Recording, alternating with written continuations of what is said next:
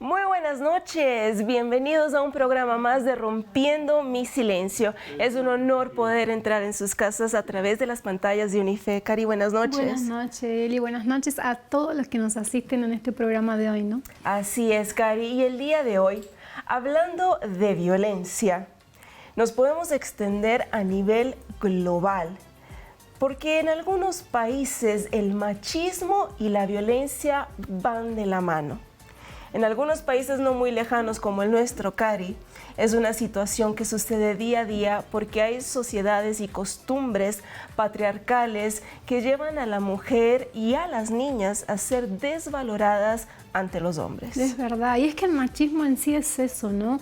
Un conjunto de costumbres, de creencias, de valores que siempre hacen creer que el hombre es superior a la mujer, ¿no? Y cuántos problemas no surgen por esa creencia, cuántos jóvenes inclusive no se ven envueltos en vicios, no se ven envueltos en peleas, en accidentes, por querer demostrar su hombría. Exactamente. Y Eli, vale destacar que este tipo de machismo, ¿no? Cuando hablamos de machismo, no hablamos solo de una violencia hacia las mujeres, es incluso hacia los hombres también, ¿no? Exactamente, es por eso que el día de hoy el machismo en México es nuestro tema y como todos los días tenemos un especialista que nos va a estar apoyando, nos va a estar enseñando acerca de este tema y algo muy importante, Cari, poder diferenciar el caballero del macho, el machismo de la caballerosidad, hay una delgada línea entre ambos y que hay que saber distinguirlas, ¿no? Exactamente, ya ponemos a su disposición nuestros números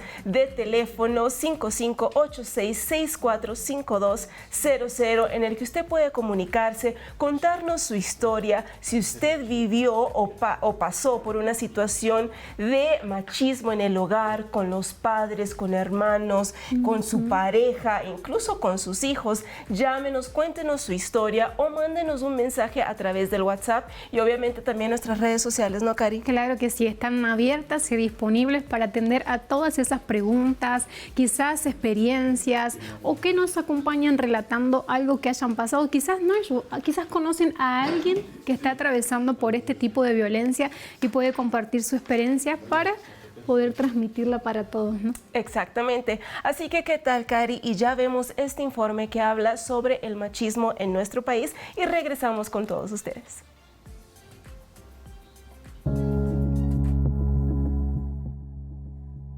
El machismo sigue siendo un problema persistente en México, a pesar de los avances hacia la igualdad de género. Las estadísticas del año 2023 revelan una realidad preocupante que evidencia la persistencia de actitudes y comportamientos machistas en diferentes ámbitos de la sociedad mexicana. En primer lugar, los índices de violencia de género continúan siendo alarmantes. De acuerdo al Sistema Nacional de Seguridad Pública, entre enero y noviembre fueron asesinadas en el país 3.450 mujeres, de los que 858 casos se clasificaron como feminicidio y 2.592 como homicidios dolosos. Estas mujeres son víctimas de un sistema profundamente arraigado de desigualdad y violencia basada en el género. Además de los casos extremos de feminicidio, la violencia de género en general sigue siendo una realidad cotidiana para muchas mujeres mexicanas. De acuerdo con las estadísticas, se estima que el 70.1% de las mujeres en México han experimentado algún tipo de violencia física, sexual o emocional en el transcurso de su vida. Esta violencia puede manifestarse en el ámbito doméstico, laboral o público y sus efectos devastadores impactan negativamente en la vida de las mujeres y en la sociedad en su conjunto. Otra manifestación preocupante del machismo en México se observa en la brecha salarial de género. A pesar de los esfuerzos por promover la igualdad salarial, las estadísticas del año 2023 revelan que las mujeres en México ganaban en promedio 27% menos que los hombres en puestos y ocupaciones similares. Esta disparidad salarial refleja la persistencia de actitudes discriminatorias y limita el acceso de las mujeres a oportunidades económicas y desarrollo profesional. En el ámbito político, aunque se han logrado avances en términos de representación femenina, aún existe una notable subrepresentación de las mujeres en cargos de poder. Según las estadísticas del 2023, las mujeres ocupan solo 22.8% de los puestos en el Congreso mexicano. Esa falta de representación dificulta la adopción de políticas y decisiones que aborden de manera efectiva las problemáticas de género y perpetúa el dominio masculino en la esfera política. Es importante destacar que estas estadísticas no solo son una muestra de la realidad del machismo en México y que detrás de cada cifra hay una historia de dolor y lucha. Solo a través de un esfuerzo conjunto y sostenido será posible construir un México libre de machismo.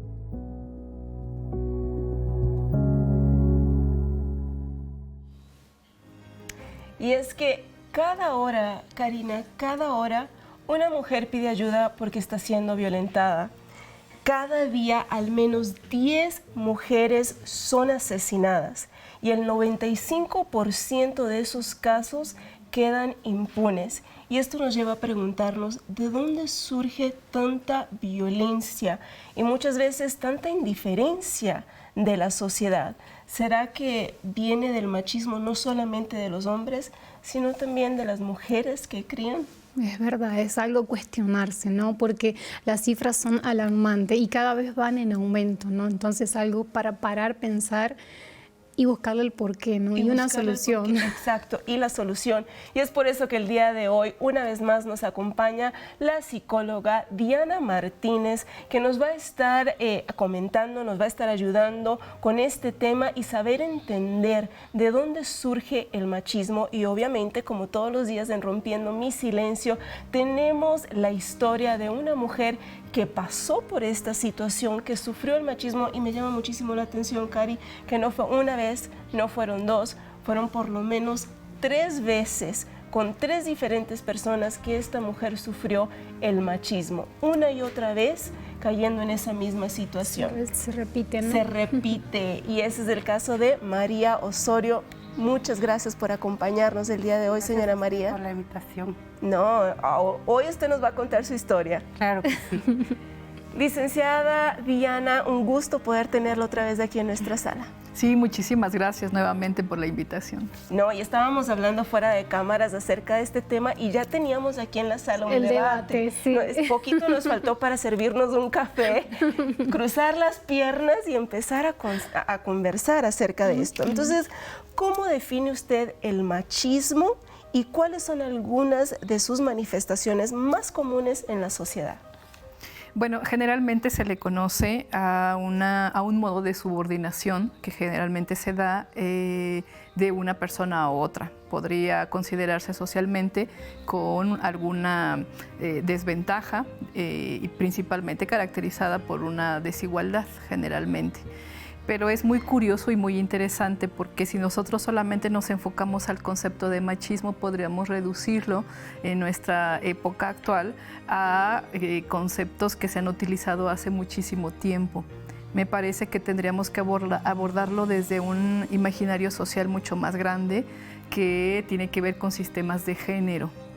Estos sistemas de género se han transmitido a través de diferentes discursos, instituciones, que son imperceptibles para nosotros, están ahí puestos y si bien han ido cambiando a través de las generaciones, creo que siempre han estado estos ejercicios de poder, porque también lo son, muy marcados, en donde se dicta a partir del sexo con que se nace cuál va a ser de manera funcional el rol que cada uno de nosotros va a estar ejerciendo o ejecutando entre las personas y en nuestro medio. ¿Por qué cree usted que, su opinión, por qué cree usted que aquí en México está tan arraigado el machismo?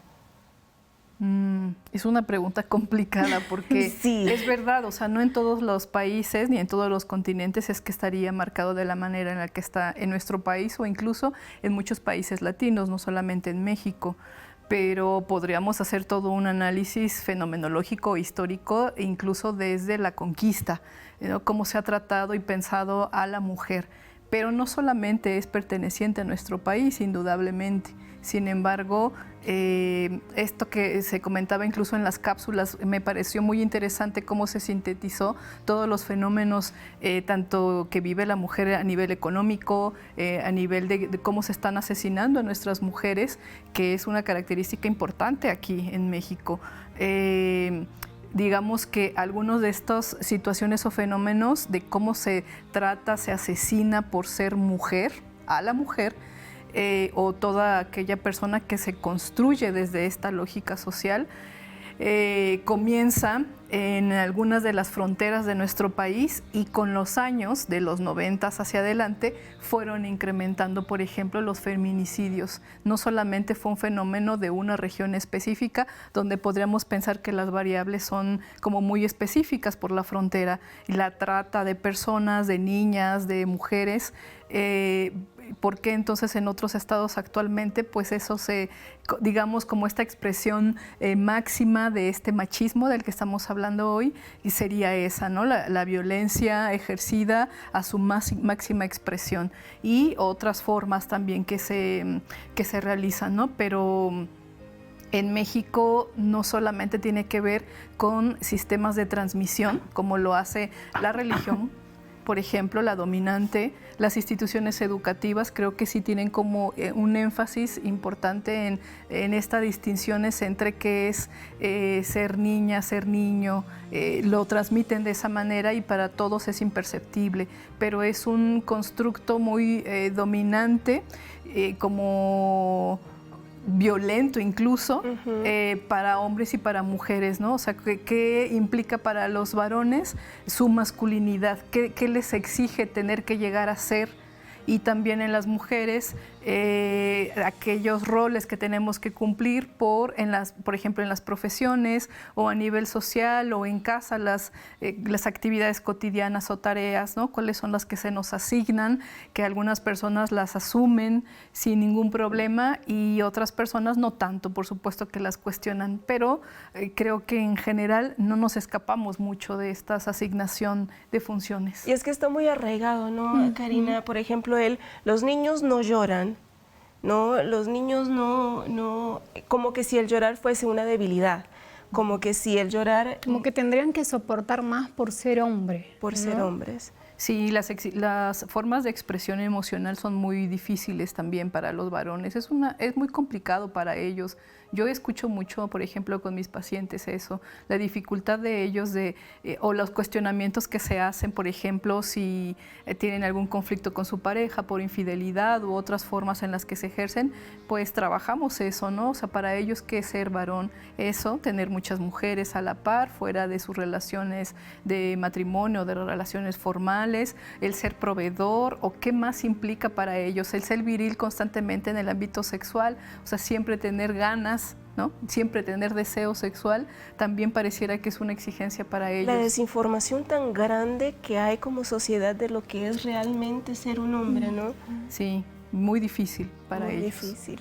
Señora María, sabemos que usted creció en un hogar machista, sí, ¿no? Con sus padres. Cuéntenos un poquito de ese inicio. Bueno, yo recuerdo que en casa siempre había golpes. Mi papá era alcohólico y vivíamos de puros golpes, ¿sí? Él le pegaba mucho a mi mamá y pues de ahí fueron creciendo muchas cosas para mí, ¿no? Llego a la edad de 9 años, fui abusada sexualmente por un familiar muy cerca y así duré como 3 años, ¿sí? Yo no podía decir nada porque pues para mi mamá era un delito muy fuerte decir algo así de un hijo o de un familiar, ¿no? Entonces yo guardé ese silencio. ¿Delito como que la culpable sería usted? Sí, o... sí. En aquellos años los padres siempre buscaban, bueno, mis papás siempre buscaban como que yo era la culpable de lo que pasaba, ¿no? Entonces yo viví mucho maltrato familiar, ¿sí? Yo no hablé, yo me quedé callada por muchos años, pero ese silencio que yo guardaba me hundía en una depresión muy fuerte, ¿sí?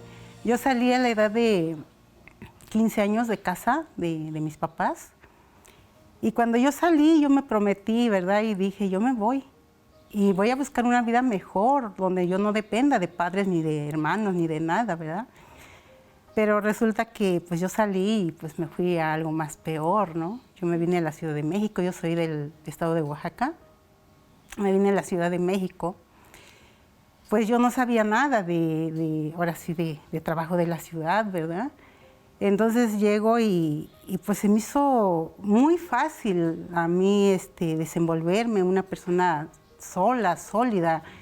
No tenía convivencia casi con nadie, le tenía mucho miedo a la gente, a mis hermanos, a una hermana mayor, siempre le tuve mucho miedo. O sea, yo siempre viví de miedos. ¿Usted de dónde cree que surge ese miedo? Porque tenerle miedo a la sociedad, miedo a la gente que la rodeaba, ¿usted de dónde cree que surgió ese miedo que usted tenía hacia todos y hacia todo? Yo ese miedo siento que lo desarrollé a través del abuso sexual que tuve y que no pude compartirlo con nadie porque mi necesidad era mucha, platicárselo a alguien, ¿sí? Que alguien me escuchara, que alguien, pues no sé, como que se compadeciera de mí, que era lo que estaba pasando, ¿no? Pero yo estaba rodeada de muchos primos y igual esos primos quisieron abusar igual de mí, pero ellos no pudieron. Pero de ahí vi que se me desarrolló ese miedo, ¿sí? Una ansiedad muy fuerte. O sea, yo llegué a la edad de 15 años, 16 años y yo decidí aislarme sola. Yo me aparté de todos mis hermanos, de mis padres. Era muy rebelde, me volví una mujer. En ese tiempo ya fui madre de primera vez a los 16 años. Me volví una jovencita, una madre joven muy agresiva, muy rebelde porque yo no obedecía a mis tíos que a veces me daban consejos. Yo me ponía al tú por tú con esos tíos, con esos hermanos, ¿sí? Porque... Esto ya acá en la Ciudad de México, señora Sí, María. O sea, sí. usted se fue de su casa a 15 años, me dijo. Sí. Llega acá a la Ciudad de México, llega a trabajar, a estudiar. Pues llegué a trabajar. Llegó a trabajar. Sí. ¿Y Yo ahí? solo tuve la primaria en donde yo crecí Ok. y me vine para acá y aquí me vine a trabajar. Ya trabajaba y resulta que también en el trabajo, pues los señores o los muchachos donde yo trabajaba también tenían esa costumbre de manosearme, ¿cómo se llama? De sentir que la mujer es de su propiedad, ¿no? Que sí, tiene me derechos. amenazaban, de amenazas. Trabajé con un joven y una señorita, en esos años eran unos hermanos, y también abusó de mí y me dijo que si yo no me dejaba, que me iba a acusar con mi hermana, ¿sí? Porque al fin y al cabo mi hermana le hacía caso de todo lo que él le decía y todo eso, ¿no? No, tremendo. Entonces abusó como 2 o 3 veces de mí la persona. Y al último yo me salí porque le dije que ya había buscado otro trabajo. Bien. Licenciada, yo vi que usted asentó con la cabeza cuando estábamos hablando de que el machista siente que tiene derecho sobre la mujer, que es de su propiedad. Sí, es como parte de, precisamente como de este imaginario, pensar que la mujer es como ese objeto de deseo al que se puede tomar, literalmente como objeto, y a través de la intimidación, por ejemplo, ¿no? De la manipulación, es que se puede, pero a mí me parece que a veces se traduce mucho incluso en una impotencia para ellos, o sea, no habría otra manera de poder tomar el control, puede ser tanto de las exigencias sociales hacia ellos como varones, de no saber cómo hacerlo de otra manera, o hablando ya en casos extremos, en una psicopatía u otras personalidades, sí, definitivamente vernos o ver a las mujeres anuladas como personas. Bien, nosotros tenemos el informe de Katia, una mujer que sufrió precisamente de machismo. Vamos a ver su historia y regresamos con todas ustedes. Miguel Gregorio P. fue vinculado a proceso como probable responsable del feminicidio de su novia Katia Marisela, cuyo cuerpo fue hallado en el interior del Hotel Jacarandas de la colonia Atlampa en la alcaldía Cuauhtémoc. El juez de control impulsó además la medida cautelar de prisión preventiva justificada al imputado, quien debe permanecer en el reclusorio preventivo Oriente. En la audiencia de cumplimiento de orden de aprehensión, se fijaron 3 meses para el cierre de la investigación complementaria, periodo en el que el Ministerio Público y la Defensa reunirán sus respectivos datos de prueba. La Fiscalía General de Justicia de la Ciudad de México presentó suficientes indicios sobre la probable responsabilidad de Miguel Gregorio P. en el feminicidio de la joven en una investigación que duró 4 días. La madre de Katia Marisela, víctima de feminicidio, dijo que el novio de su hija, Miguel Gregorio Padilla, de 25 años, detenido por la Policía de Investigación como probable responsable del crimen, constantemente la maltrataba y agredía por celos. Esto según le confesaron las amigas de su hija, ya que Rosa María, madre de Katia, llegó a comentar que delante de ella y su esposo, él nunca tuvo esos comportamientos. Miguel Gregorio fue capturado por policías de la Fiscalía General de Justicia de la Ciudad de México como posible feminicida de la joven, a la que atacó en la habitación 404 del hotel, donde fue hallado el cuerpo de la chica con rastros de violencia física. Personal de la Fiscalía de Feminicidios realizó una amplia investigación y tras efectuar entrevistas con familiares y una amiga de la joven, descubrieron que Miguel Gregorio estuvo en compañía de Katia la noche del sábado durante una fiesta. Posteriormente, el acusado se retiró con ella en estado de ebriedad y, de acuerdo con algunos testigos, le hizo reclamos de tipo personal. El lunes, alrededor de las 6:20 horas, la pareja ingresó a la habitación 404 del Hotel Jacarandas, ubicado en el circuito interior de Avenida Flores Magón, donde solo permanecerían unas horas. El detenido fue ingresado al reclusorio norte en cumplimiento a la orden judicial por el delito de feminicidio. A su vez, el vocero de la Fiscalía Capitalina, Ulises Lara, explicó que el día que se llevó a cabo la fiesta, la víctima informó a familiares que se encontraba con Miguel Gregorio, siendo la última vez que se tuvo comunicación con ella, a pesar de los continuos mensajes que le enviaron a su teléfono celular. A pesar de toda la información recolectada, la familia teme que el agresor quede en libertad por falta de pruebas, algo que agobia los corazones de los seres queridos de Katia. Si este hecho ocurre, será una injusticia más de todas las que lamentablemente suceden en nuestro país.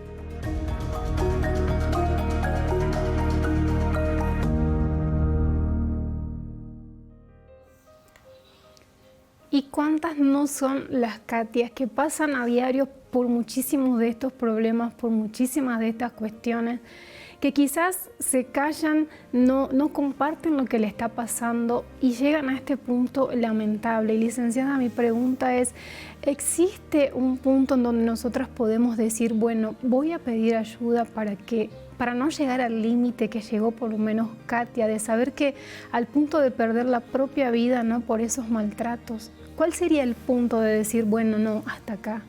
Sí, hay muchos momentos. Yo creo que en el caso tanto de Katia como otras, seguramente presentó ya de manera previa algún tipo de solicitud de violencia o denuncias, si no de manera tan formal. Seguramente si se investiga alrededor, sus conocidos, seguramente podemos encontrar algo ahí. Entonces, incluso como hace ratito también nos comentaba, ¿no?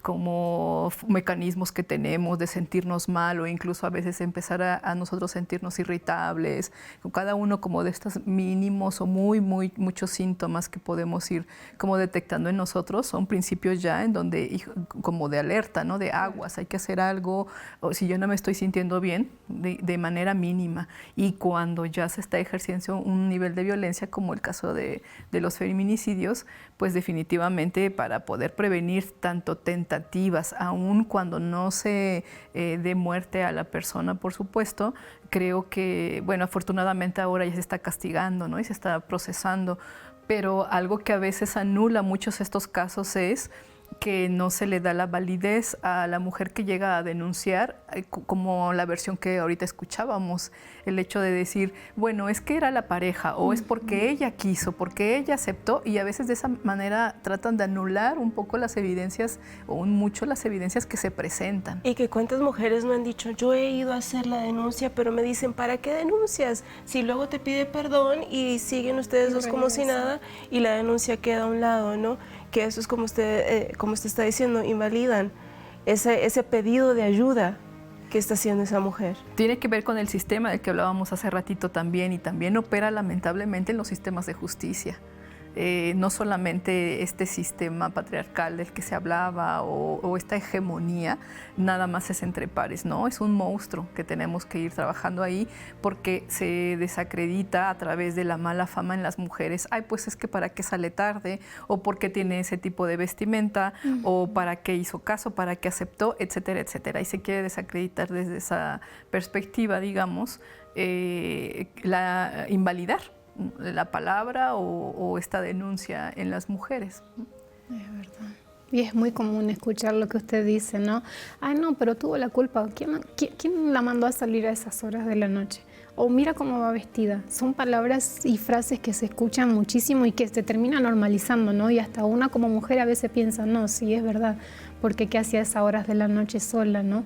Es como normalizar algo que sí es una violencia. Porque además en muchos casos son, además de ser personas conocidas, familiares, como también hace ratito lo escuchábamos, o sea, ¿cómo voy a denunciar a un familiar que tiene dentro de este sistema familiar una autoridad? ¿No? O sea, yo voy a ser la responsable de que la familia se destruya, o de este imaginario de ser la responsable como objeto de deseo de haberlo provocado o de denunciarlo. Tiene que ver con el mismo sistema del que estamos analizando aquí también. Y no, hay que hacerlo definitivamente, porque no se trata de esta jerarquía que es completamente desigual, hay que romperla definitivamente. Exacto.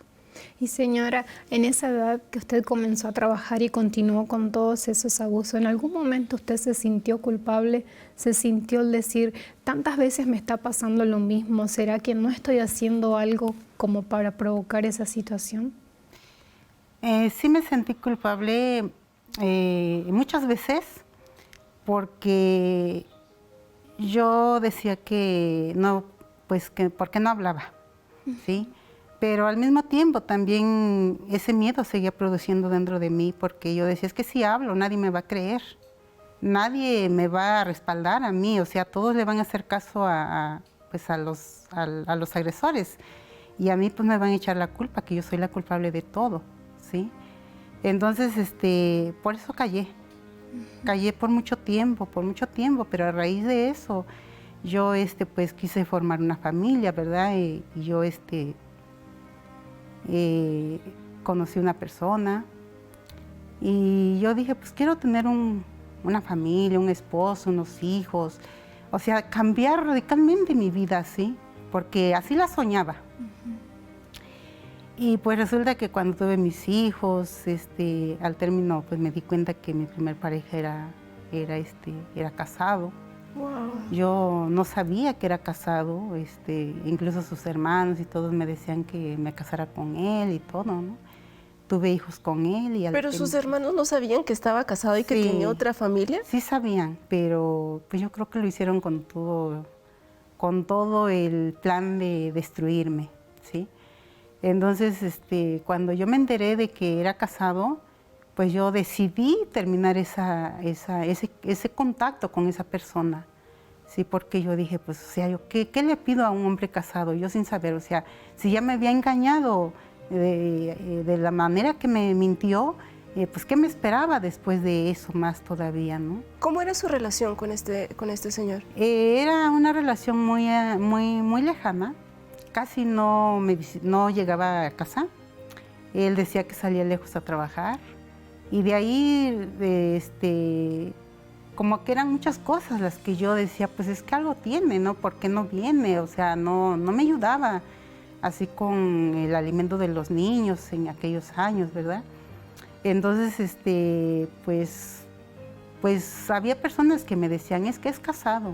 Y yo no le creía a las personas, ¿verdad? Porque yo decía, a lo mejor lo dicen nada más porque... Para lastimarlo. Pues, ajá. Pero resulta que yo estaba en el trabajo un día y pues llegó la esposa, ¿sí? Yo sin saber que era ella. Y pues me pegaron y todo eso, ¿no? Entonces fue un dolor muy, muy grande para mí, ¿no? Porque pues yo ya tenía 3 niños con él. Y pedía nada más que me ayudara a mantenerlos, a educarlos más que nada, ¿no?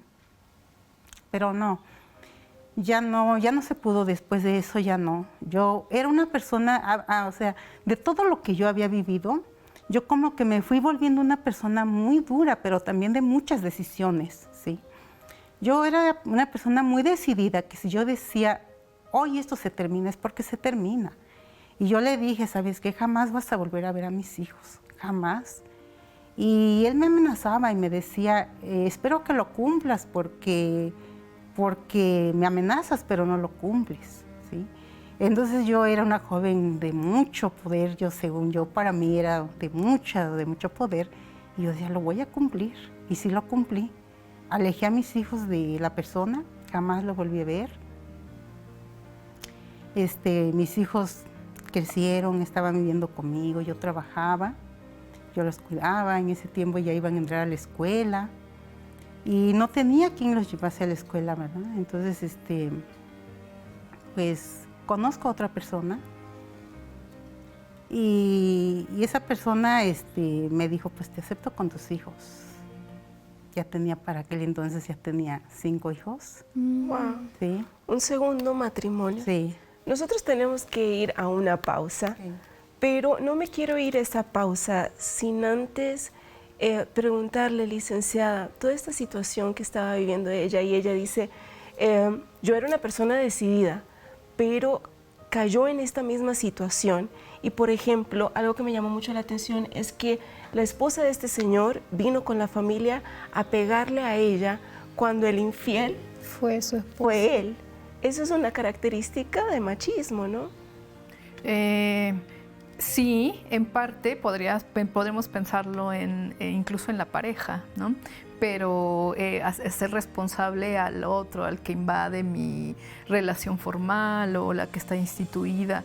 Pero también es cierto es que a veces, no sé cómo lo piensen ustedes, pero entre mujeres podemos nosotros obsesionarnos pensando que pues la otra mujer puede ser la que lo provoca o la causa de su, también de su deseo, o no responsabilizar precisamente a mi pareja o no hacerme cargo de eso, ¿no? Por un lado. Pero también, pues a veces esta ilusión o imaginario de una pareja ideal también, no voy a nombrar que enamoramiento, porque no necesariamente es amor eso, nos hace perder incluso como esa perspectiva, ¿no? Pues es más una obsesión. Exacto, así es, me parece que sí. Sí, lo que nos mantiene a veces cuando no está peligrando al menos nuestra vida, ¿no? Porque hay otros casos en donde sí podría ser más por temores de salvaguardarnos o incluso hasta los hijos. Pero a veces estas idealizaciones de las relaciones nos lleva a hacer muchísimas cosas, aceptar unas o no querer ver nuestro principio de realidad también, ¿no? ¿Qué está pasando realmente? ¿Cómo no darme cuenta que hay otra relación ahí? No, tremendo. Y bueno, María nos está contando su historia y al principio, cuando ella sufrió todos esos abusos cuando adolescente, ella dice, yo quería hablar con alguien. Yo quería que alguien estuviese ahí para poder desahogarme, para poder contar lo que me estaba sucediendo, para no sentirme sola. Y es precisamente por eso de Rompiendo mi Silencio, porque muchos de ustedes están ahí en sus hogares y escuchan el programa y escuchan las historias y dicen, me identifico con la historia de ella, yo soy una de esas mujeres que está pasando por estas situaciones, que me siento sola, que tengo tanto que me está sucediendo y no tengo a nadie con quien hablarlo o nadie que me pueda entender.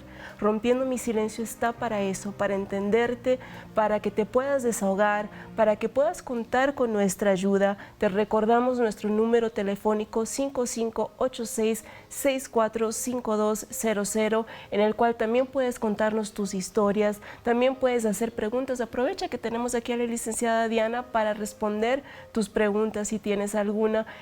También para desahogarse, ¿no, Clary? Claro que sí. Simplemente para contar tu historia. Quizás tú digas, yo no necesito ayuda, simplemente necesito desahogarme. Adelante, aprovecha las redes sociales y el número de teléfono, ¿no? Claro que sí, estaremos, en realidad somos un equipo que está por detrás, tenemos un equipo por detrás que está siempre disponible para eso mismo, para ayudarlas, para atenderle. Y como tú dices, quizás solamente, como le pasaba a la señora, necesitaba solo contar lo que le estaba pasando en ese momento, y entonces las redes sociales y las líneas están abiertas para escucharla, ¿no? Así es. Vamos a un corte y ya regresamos.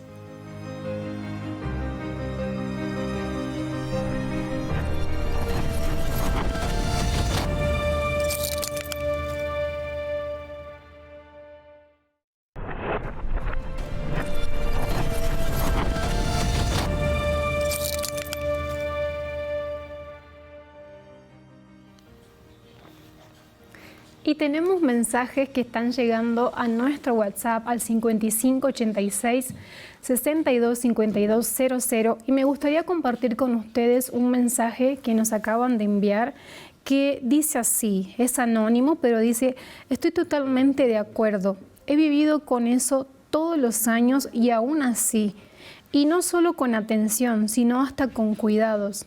Al final, si yo estoy enferma, nadie me ayuda de verdad, o creen que es un favor el que me hagan. Pero si fuera al revés, si fuera mi hermano el enfermo, es mi obligación hacerlo. Terrible tener que darse cuenta de esto, pero la realidad de un país machista y una familia machista es así. Solo nos queda hacer frente a esto y para nosotras mismas darnos cuenta que está mal y que jamás debemos volver a permitir que eso se repita en nosotras y dejar que otros nos traten así. Son muchas, no solamente no en la relación esposa, marido o así, sino también el entorno de compadres, con hermanos, con familiares, que se puede ejercer este poder de machismo, ¿no? Sí, porque es todo un sistema en donde si preguntáramos qué tanto pasó por esos cuerpos, ¿no?, de muchas mujeres, qué tanto ha pasado desde niñas incluso. Entonces, muchos también son a veces secuelas de las relaciones que se tienen de adultos, de situaciones que no se han podido resolver.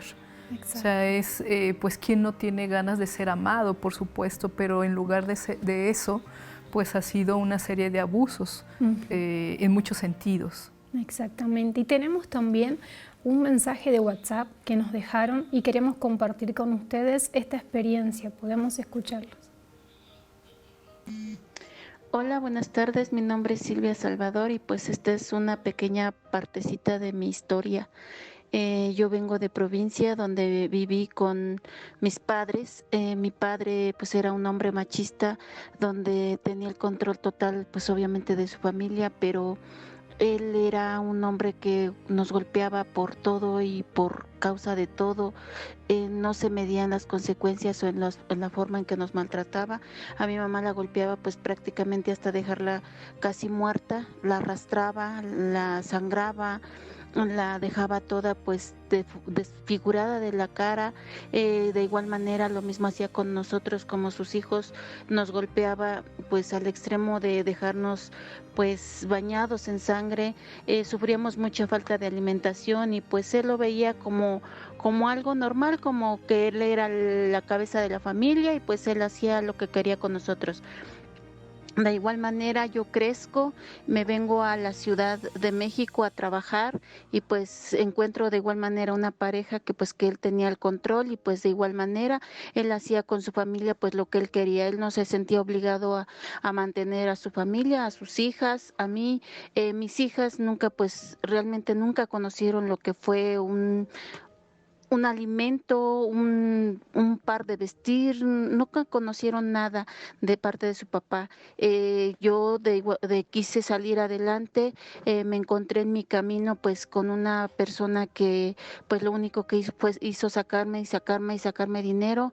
Al último, cuando ya no pudo pagarme, pues me dijo que me ofrecía un terreno, el cual yo nunca recibí, nunca tuve comprobantes, nunca pude recuperar ni el dinero, pues ni el terreno. Entonces, pues me quedé totalmente sin nada, me quedé pues en la calle con mis hijas y pues abandonada por el padre de mis hijas, sin el terreno, sin nada, y esa ha sido pues una pequeña parte de mi vida. De igual manera sufrí abuso cuando era niña, de igual manera pues mi abuelo paterno decía que pues él tenía el control y pues él hacía pues con nosotras pues como cabeza. Él era el que podía hacer y deshacer con nosotras, de sus nietas.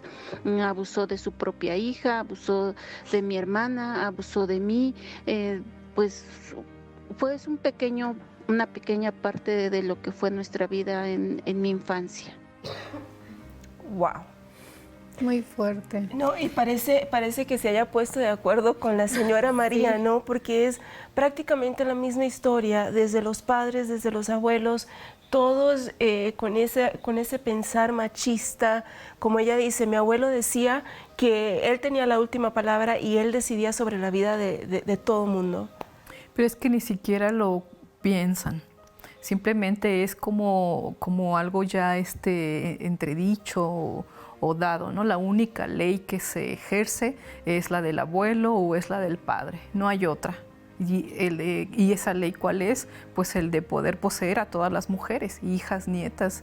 Híjole, es tremendo eso. Y algo que también es muy similar que estaba escuchando es que las dos nacieron en ese hogar así machista, salieron de ese hogar, quisieron formar su propia familia y caen en personas que también son machistas y ejercen la misma violencia sobre ellas. ¿Se puede decir que se puede llegar a repetir un patrón? Sí, sobre todo cuando no se ha resuelto con anterioridad, porque no hubo ninguna otra persona u otra voz que dijera hasta aquí. O sea, ya no puede haber abuso sobre ellas. Entonces, claro que puede haber repetición. Wow. Señora María, en usted hubo esa repetición, ¿no? Finalmente dice un hasta aquí, pone un hasta aquí en esa relación con este señor que tenía ya su familia. Encuentra a este otro señor, un caballero, entre comillas, le dice, te acepto con tus 5 hijos. ¿Qué pasa? Sí, me di una pausita de como de un año, pero en ese tiempo pues yo me tiré al vicio, al cigarro, al alcohol, a los amigos. Y pues era muy joven, tenía como 18 años, 19 años. Y pues era feliz estando, pues que el alcohol, según dicen que el alcohol hace olvidar los recuerdos, pero no es cierto, ¿verdad? Yo recordaba más, todos los fines de semana tomaba con los amigos. Y ya después encuentro a mi otra pareja, sí, pues él llega y me dice, o sea, me prometió muchas cosas igual. Le presenta un mundo. Sí, un mundo diferente al que yo traía. Y pues ahora sí, como dicen, bajándole el cielo, las estrellas y la luna, ¿verdad? Y hasta el sol. El sol. Y yo, pues, me di una oportunidad de creer en esa persona. Y pues de ahí me retiré de los vicios. Del cigarro también lo dejé por mi propia voluntad. Ya no tenía amigos porque pues me junté con esa persona y me prohibió tener amigos, amigas, vecinas, o sea, totalmente aislada del mundo. Me dijo, te vas a juntar conmigo, pero pues no quiero que le hables a nadie.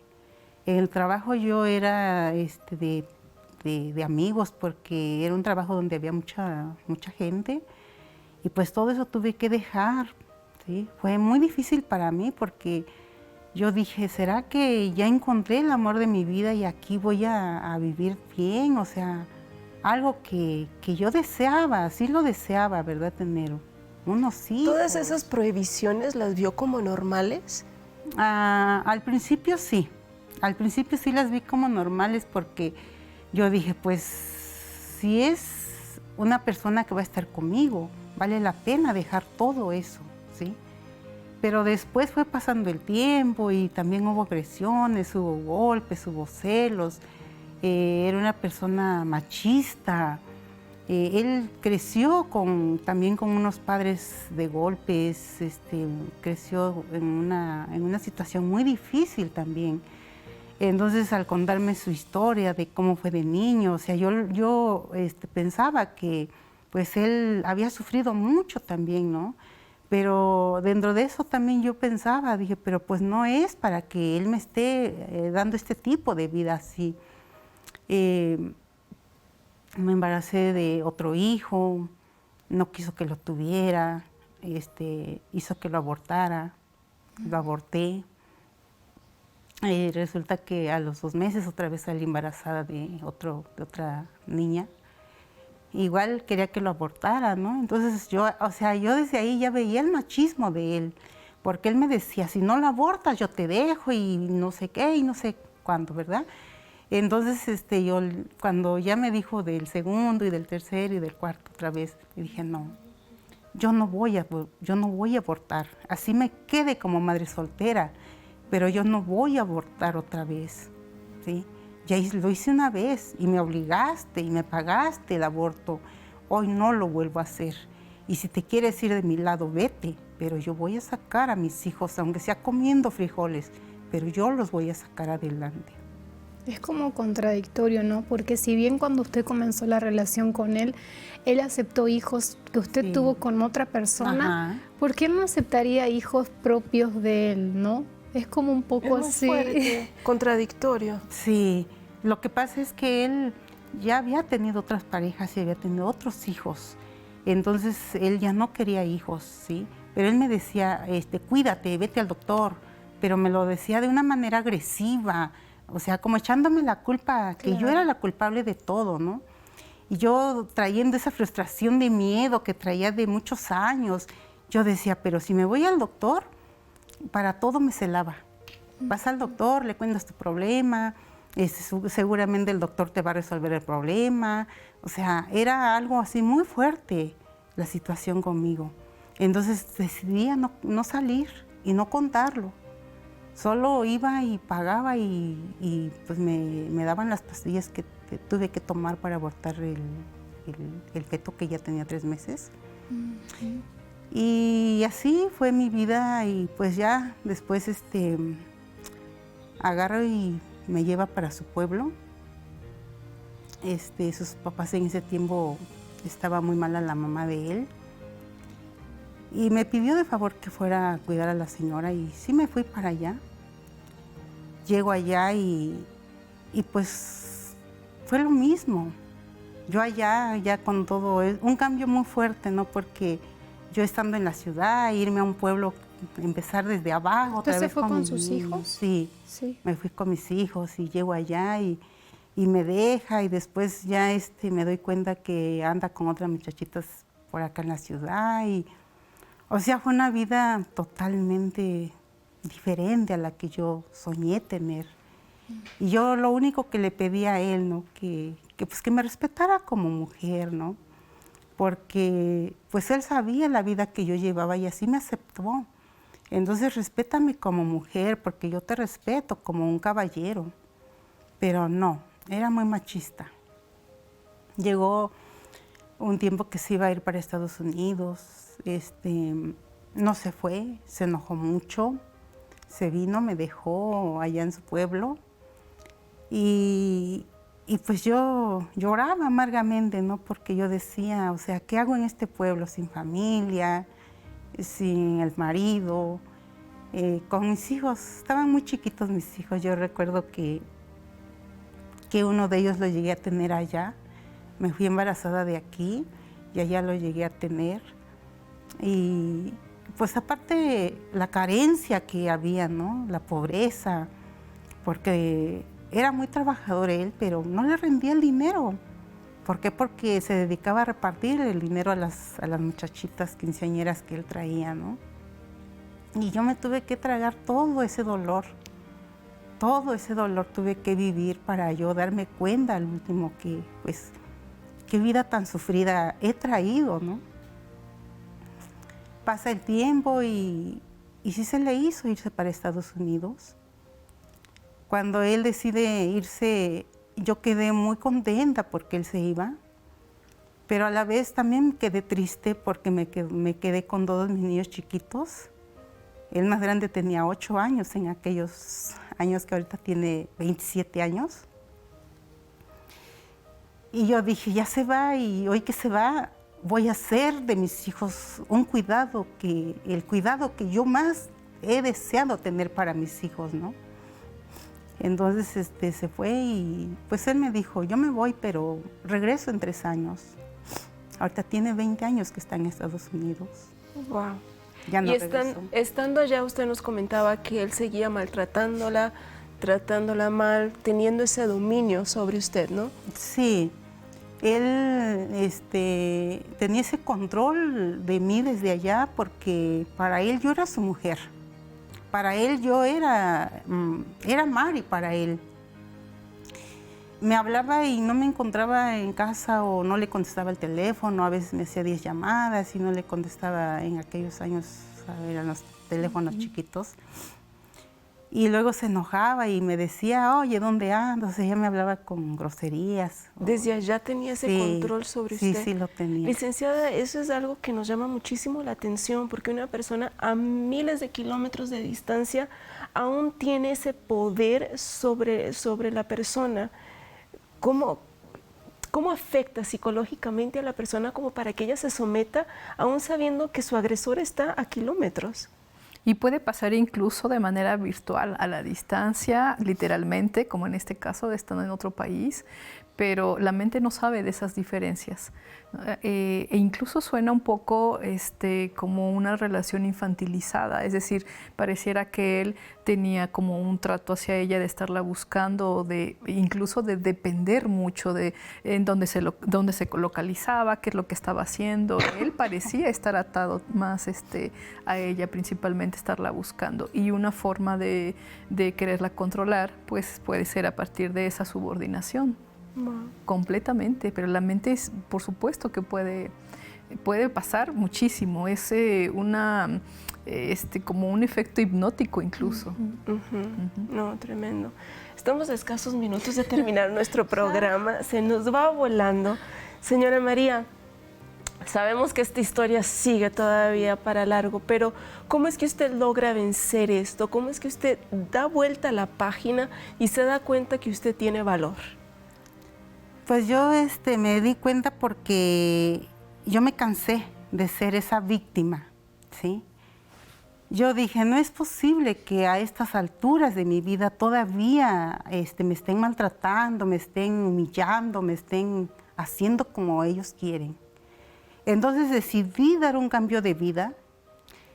Yo pues busqué la ayuda y gracias a eso yo he vencido muchas cosas. He vencido ese miedo que yo muchas veces me pregunté yo, ¿será que así me voy a morir? ¿Sí? O sea, a base de todo eso, yo me provoqué muchas enfermedades, ¿sí? Yo tomaba demasiado medicamento y yo veía los medicamentos. De hecho, todavía tengo una bolsa guardada por ahí que la guardé todavía para recordar. Veía esos medicamentos y yo decía, tanto medicamento estoy tomando y nada me hace, ¿sí? ¿Será que así me voy a morir con este miedo, con este odio, con este rencor? Pero no, gracias a la ayuda que encontré, hoy soy una persona rehabilitada, se puede decir. Hoy sé que valgo mucho y yo he platicado con mis hijos y les he dicho, hijos, no fui la mejor madre del mundo, pero tampoco soy la peor madre del mundo. Entonces hay cosas que sí se pueden si uno quiere. Entonces yo le eché muchas ganas, muchas ganas.